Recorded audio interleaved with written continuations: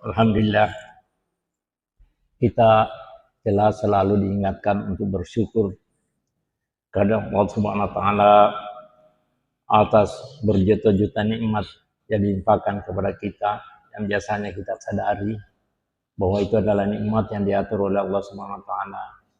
Salah satunya cara yang bisa kita lakukan adalah beribadah dan bersyukur kepada Allah Subhanahu wa taala. Salah satu kesyukuran kita adalah pada subuh ini kita sudah kumpul lagi di sini untuk melaksanakan salat subuh berjamaah.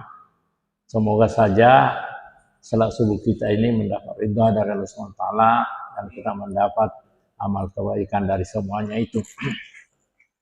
Salam dan sejahtera kepada junjungan kita Nabi besar Muhammad SAW, Nabi yang membawa kebenaran kepada umat manusia sebagai Nabi akhir zaman yang harus kita ikuti. Insya Allah semoga kita juga tetap bisa mengikuti Allah dan mengikuti Rasulnya, atiullah wa atiur Rasul. Bapak-bapak sekalian,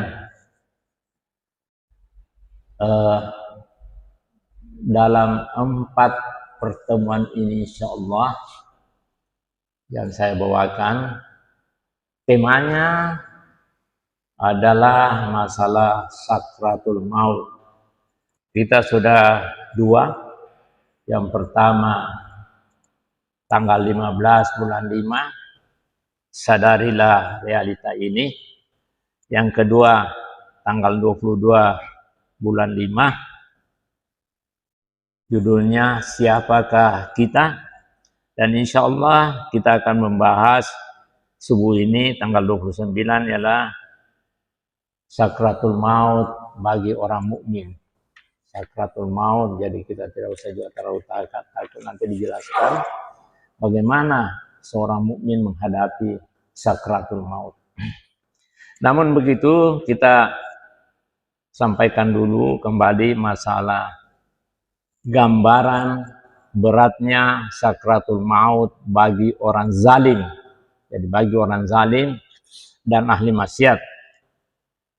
Itu adalah dalam surah Al-An'am ayat 93, yang artinya alangkah dahsyatnya sekiranya kamu melihat di waktu orang-orang zalim berada dalam tekanan sakratul maut, sedangkan para malaikat memukuli dengan tangannya sambil berkata, keluarkanlah nyawamu.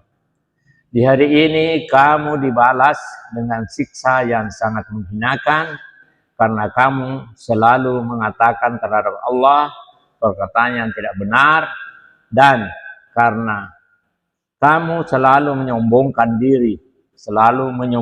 diri dari terhadap ayat-ayatnya. Itu orang zalim. Kita lihat juga sebuah hadis yang diriwayatkan oleh Ibnu Humaid dari Jabir bin Abdullah,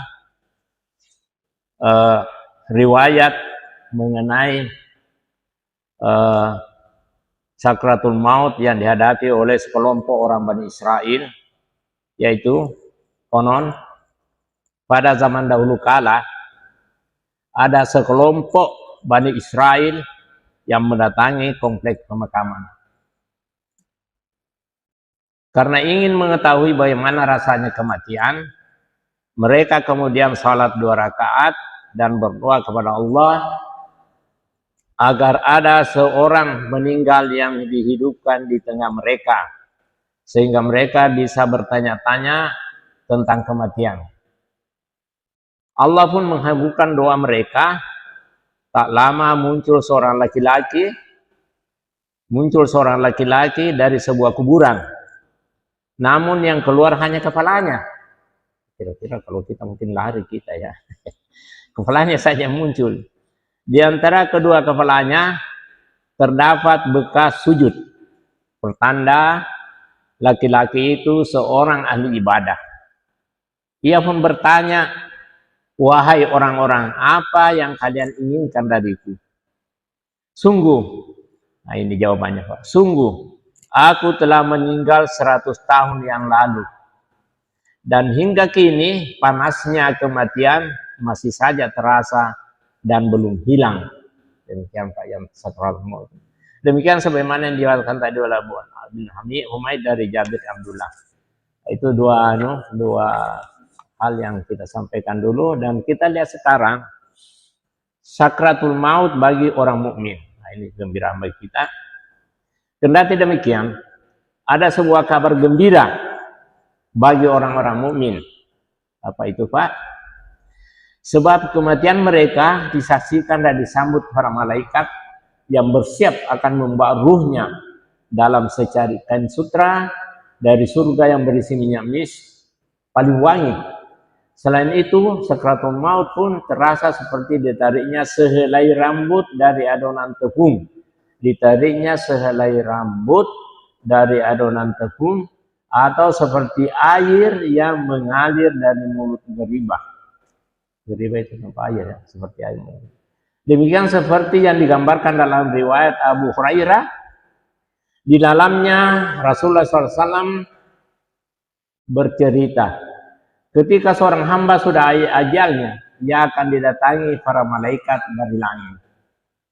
Mereka datang dalam rupa terbaik dan akan menempati sebuah tempat yang tertentu, seraya mengenakan pakaian yang terbaik pula. Wajah mereka putih berseri-seri, seakan-akan mentari yang tengah bersinar. Di tangan mereka terdapat kain kafan dari surga untuk membungkus ruh yang sang hamba, lengkap dengan minyak wanginya yang akan mengharumkan ruh sang hamba. Tanpa terlihat mereka duduk sejauh memandangkan mata. Bahkan sebagian orang saleh bisa menceritakannya kejadian yang disaksikannya itu, sementara orang-orang di sekitar mereka sama sekali tidak melihat apa-apa. Tak lama berselang, datanglah malaikat maut dan duduk dekat kepala sang hamba. Orang mukmin ini. Dia berkata kepada ruh hamba, "Ya ayyatuhan nafsul mutmainnah, irji'i ila rabbiki radiyatan mardiyah, fadkhuli fi ibadi wadkhuli jannati." Wahai jiwa yang tenang, keluarlah kepada Tuhanmu dalam keadaan ridha dan diridai. Itu adalah surah Al-Fajr ayat 9 sampai 27 sampai 28. Sambungannya adalah, ruh pun tidak bisa menunda perintah itu. Ia perlahan mengalir keluar dari jasad seperti keluarnya air yang bersih dan jernih dari mulut geribah. Geribah air. Mau sekalian, jadi ini orang mukmin. Namun seringan-ringannya sakratul maut bagi seorang mukmin tetap dirasakan cukup berat. Seringan-ringannya tetap dirasakan cukup berat. Pada pertemuan yang lalu kita cerita masalah Nabi Idris. Bukan Pak Idris Cano, Nabi Idris. Kebetulan namanya sama. Berat juga. Padahal orangnya orang beribadah. Hal itu tampak dari cucuran keringat dari keningnya. Biasa lihat orang sakratul maut ada keringat keluar di keningnya. Demikian seperti yang diungkapkan dalam riwayat Tirmizi dari Buraidah. Rasulullah SAW menyatakan orang mukmin itu meninggal dengan keringat di keningnya. Bapak barangkali bisa biasa-biasa bahwa mukmin itu meninggal kalau di sakratul maut itu ada keringat keluar di keningnya. Keringat tersebut merupakan ungkapan dari terjatuh beratnya kematian. Ada pula yang mengatakan sebagai tanda baik kematiannya. Sementara Ibnu Malik mengatakan baik seorang mukmin pun kematian itu tetap terasa berat, sehingga ia berkeringat di keningnya demi membersihkan dosa-dosanya atau menambah tinggi derajatnya. Hal ini ditegaskan dalam hadis yang lain, riwayat Al-Qamah, di mana Rasulullah SAW bersabda, sesungguhnya nyawa seorang mukmin keluar sambil berkeringat, dan aku tidak menyukai kematian seperti kematian himar. Saat ditanyakan, yang bagaimana itu ya Rasulullah? Beliau menjawab, yakni kematian mengejutkan. Saya tidak tahu maksudnya apa mengejutkan itu, Pak. Itu yang kita sampaikan subuh ini. Semoga saja bermanfaat bagi kita semua. Bagi saya yang membawakan saling mengingatkan, kita forum ini saya sebut sebagai saling mengingatkan atau sifat ingat, sifat kata dinge. Nah, jadi ada orang yang mabuk karena sakaratul maut artinya mabuk maut ya.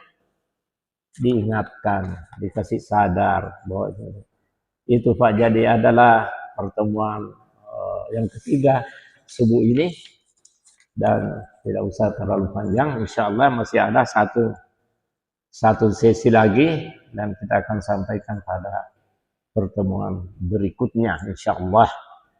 Semoga saja sekali lagi bermanfaat bagi kita semua, utamanya bagi pembawa atau yang membawa acara, sehingga bisa kita ingat terus, sehingga kita selalu beribadah kepada Allah SWT, selalu bersikir, selalu berdoa. Jangan lupa pada satu hadis yang biasa kita dengar dari Ustadz, barang siapa yang akhir hayatnya mengucapkan La ilaha illallah, dakhala jannah. Ini akan dibicarakan pada pertemuan berikutnya. Jadi bagaimana supaya akhir daripada hidup kita itu adalah La ilaha illallah. Namun Bapak sekalian, sebagai ilustrasi saja, kalau kita sakit kepala, panas, dingin, terus apakah masih bisa kita mengingat Allah SWT? Banyak godaan.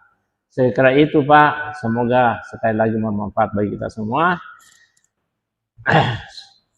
Demikian subhanallah, subhanakallahumma bihamdika asyhadu an la ilaha illa anta astaghfiruka wa atubu ilaik. Artinya, Maha suci Engkau ya Allah, aku menyanjungmu, dan aku bersaksi bahwa tiada Allah yang berhak disembah kecuali Engkau. Aku minta ampun dan bertobat kepadamu. Demikian, wassalamualaikum warahmatullahi wabarakatuh.